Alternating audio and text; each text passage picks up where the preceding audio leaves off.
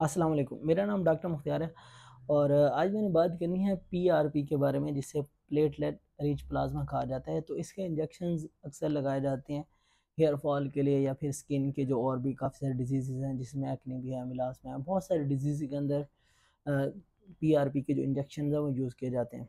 तो जहाँ तक हेयर फॉल का ताल्लुक है, तो उसमें भी इसके काफ़ी अच्छे रिजल्ट्स हैं। अगर आपने किसी सर्टिफाइड डर्मेटोलॉजिस्ट से इंजेक्शन लगवाए हैं, हर किसी से इंजेक्शन नहीं लगवाने, तो उसके अंदर अक्सर जो डर्मेटोलॉजिस्ट हैं वो क्या कर रहे होते हैं, ग्रोथ फैक्टर्स वगैरह ऐड कर रहे होते हैं और भी काफ़ी सारे जो हैं इंग्रेडिएंट्स अंदर ऐड करते हैं।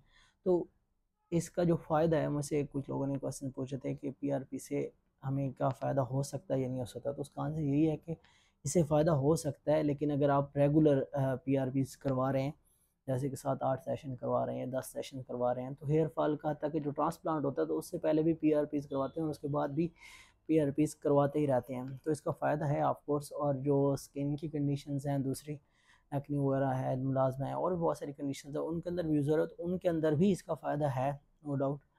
तो सबसे ज़्यादा है कि हेयर फॉल के बारे में अक्सर लोग होते हैं कंसर्न, तो इसका हेयर फॉल किसी हद तक मसलन कंट्रोल हो जाता है। कम से कम 70% तक जो है आप पीआरपी काफ़ी कवर कर लेती है आपके हेयर फॉल को। मसलन आपके जो हेयर फॉल है स्टॉप हो जाता है। तो अगर आपने लगवाने हैं पीआरपी के इंजेक्शन, तो एटलीस्ट किसी सर्टिफाइड डर्माटोलॉजिस्ट से ज़रूर लगवाएं।